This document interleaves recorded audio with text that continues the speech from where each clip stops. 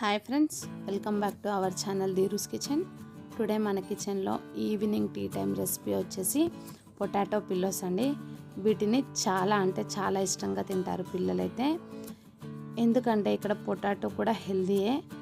ఇలా చేస్తే వాళ్ళు ఏదో వెరైటీ చేశారు అన్నట్టుగా చూసేసి చాలా ఇష్టంగా తింటారు. చాలా బాగా కూడా ఉంటాయి. ఈ రెసిపీని చాలా సింపుల్గా చూపించబోతున్నాను. నా ఈ వీడియోని ఏమాత్రం స్కిప్ చేయకుండా ఎండ్ వరకు చూసి అందరూ మెచ్చే ఈ పొటాటో పిల్లస్ను మీరు కూడా ట్రై చేయండి. మరి ఎందుకండి ఆలస్యం, ఇప్పుడు పొటాటో పిల్లస్ తయారీ విధానం చూసేద్దాం. ముందుగా ఇక్కడ నేను ఒక మీడియం సైజ్ పొటాటోస్ని ఒక 3-4 వరకు తీసుకున్నాను.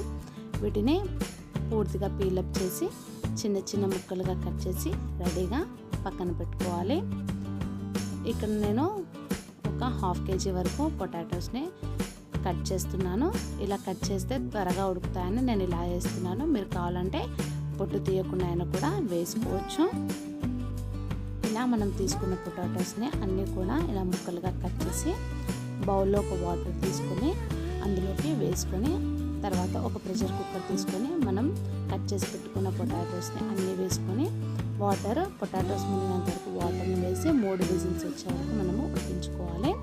తర్వాత విజిల్ నార్మల్గా వెళ్ళిపోయాక మూత తెరిచి చూడండి, పొటాటోస్ ముక్కలు అనేవి పూర్తిగా ఉడికిపోయి ఉంటాయి. వాటర్ అన్నది తీసేసి ఒక బౌల్లోకి మనం ఉడికించుకున్న ముక్కలను పూర్తిగా యాడ్ చేసుకోండి. ఇప్పుడు స్మాషర్తో కానీ లేదా మీ చేతితో కానీ ఈ పొటాటోస్ని ఉండలు లేకుండా పూర్తిగా మెత్తగా స్మాష్ చేసుకోవాలి. వేడిగా ఉంటుంది కాబట్టి స్పూన్తో కానీ ఇలా స్మాషర్తో కానీ స్మాష్ చేసుకోవాలి.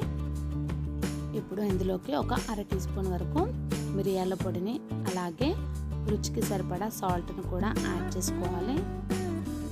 అలాగే కొద్దిగా సోడాను కూడా యాడ్ చేసుకొని, కొద్దిగా వామును కూడా యాడ్ చేసుకొని అంతా ఒకసారి పొటాటోస్కి పట్టే విధంగా బాగా మిక్స్ చేసుకొని రెడీగా పక్కన పెట్టుకోవాలి. ఇప్పుడు మళ్ళీ ఇందులో ఒక టేబుల్ స్పూన్ వరకు రైస్ ఫ్లోర్ని, అలాగే మరొక టేబుల్ స్పూన్ వరకు కార్న్ ఫ్లోర్ని కూడా యాడ్ చేసుకోవాలి. ఇక్కడ మనం వాటర్ ఏమీ వాడకుండా ఈ ఫ్లోర్స్ని పొటాటో స్మాష్కి పూర్తిగా పట్టే విధంగా బాగా మిక్స్ చేసుకోవాలి. చూడండి, ఏ మాత్రం వాటర్ని మిక్స్ చేసినా మనకు పూర్తిగా మెత్తపడుతుంది. కాబట్టి వాటర్ని యాడ్ చేయకుండా ఇక్కడ చూసిన విధంగా ప్రిపేర్ చేసుకుంటే సరిపోతుంది. ఇప్పుడు నేను ఇక్కడ ప్యాడ్ని తీసుకున్నాను. దానిపైన కొద్దిగా ఆయిల్ని రాసి మనం రెడీ చేసుకున్న పొటాటోస్ ముద్ద నుంచి కొద్దిగా తీసి ఇలా రోల్గా చేసుకోవాలి. రోల్గా చేసుకున్న తర్వాత ఒక నైఫ్ సహాయంతో ఇలా చిన్న ముక్కలుగా కట్ చేసుకోవాలి. ఇలా అన్నిటిని కట్ చేసిన తర్వాత ఒక ఫోక్ సాయంతో ఇలా ప్రెస్ చేసుకోవాలి.